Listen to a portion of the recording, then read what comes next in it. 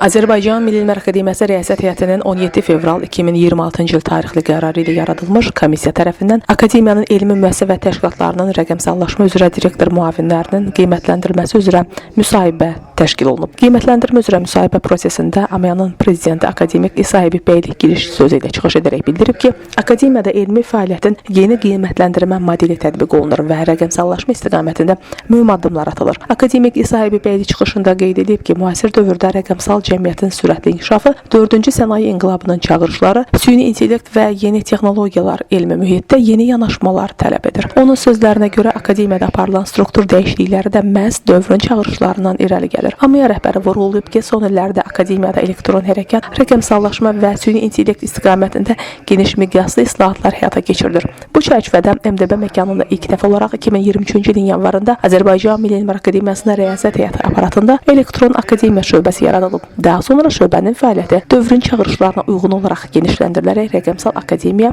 süni intellekt və elektron xidmətlər şöbəsi adlandırılıb. Akademik İsa Həbib bəyli bildirib ki, hazırda AMYA-da elektron sənəd dövriyyəsi sistemi tətbiq olunur. Elektron kitabxana və elektron arxiv quruculuğu istiqamətində mühüm layihələr icra edilir. Tədbirdə akademik Rasim Əliquliyev, akademik Əli Abbasov, akademik Şahin Mustafayev və riyaziyyat üzrə fəlsəfə doktoru dosent Fariz İmranov çıxış edərək rəqəmsal transformasiya prosesinin elmi müəssisələrdə daha da genişləndirilməsinin vacibliyini vurğulayıblar və namizədlərin cavablarını qənaətbəxş hesab etdiklərini bildiriblər. Sonda yekun nitqi ilə çıxış edən akademik İsa Həbib bəyli qeyd edib ki, qarşıdakı dövrdə müəssisə və təşkilatlarda rəqəmsallaşma, süni intellekt və kiber təhlükəsizlik istiqamətində treninqlər, maarifləndirici dərslər və ixtisas artırma proqramları təşkil olunacaq. O, bu sahə üzrə müvafiq tövsiyə və tapşırıqlarını verib. Tədbirin sonunda institut və təşkilatların təqdim etdikləri namizədlərin rəqəmsallaşma üzrə direktor müavinləri vəzifələrinə müvafiq qaydada təsdiq olunması tövsiyə edilib. İştirakçılara uğurlar arzulanıb. Leyla Namiqızı, Ziya Xudiyev, Fərid Əşimov, Elm TV.